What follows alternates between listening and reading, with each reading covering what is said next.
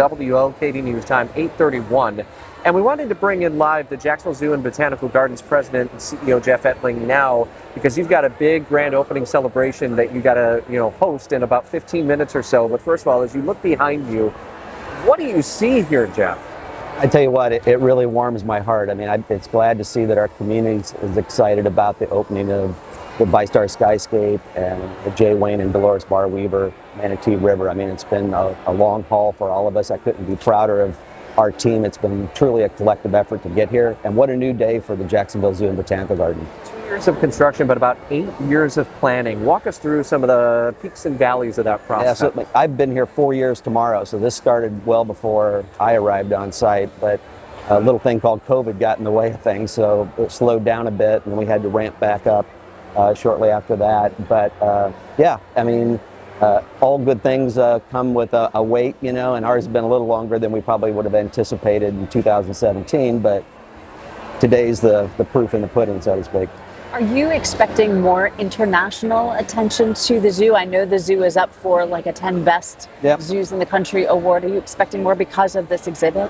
Well, I would hope so. I think that we're putting one of our premier conservation efforts front and center as you enter and leave the zoo and botanical gardens. And I think that says a lot to invest in a space like this where the animals aren't intended to stay long term. It's literally a place, as we say, to come heal and go back out to the wild. And I think that it really sets the tone for your visit here, is that we are a conservation nonprofit, and we're exemplifying that right at the very start.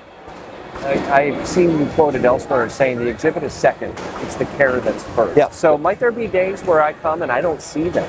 That's correct, because they have choice and control between the front area where the public can see them, and there's some channels that lead to the back pools. So, if they want to get away from things, they have the opportunity to do that. And we provide that opportunity for our animals throughout the campus. So it's not new to us, but for these guys who really need some extra TLC, we want to make sure they get everything they need. You had referenced COVID earlier. That drove up the cost ultimately. Speak to the impact that you saw from donors. You mentioned J. Wayne and Delores Barr Weaver, huge donors.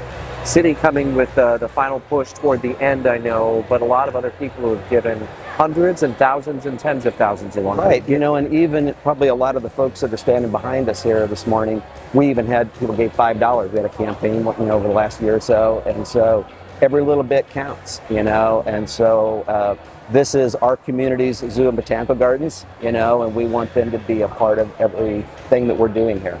Everyday cost of this exhibit, do you know what that is? Not yet. We've done some estimates, as you probably heard, we can hold up to 20 here if we need to. We've done some calculations that if we were at max capacity, that over the course of a year, it'd be about $650,000 worth of romaine lettuce.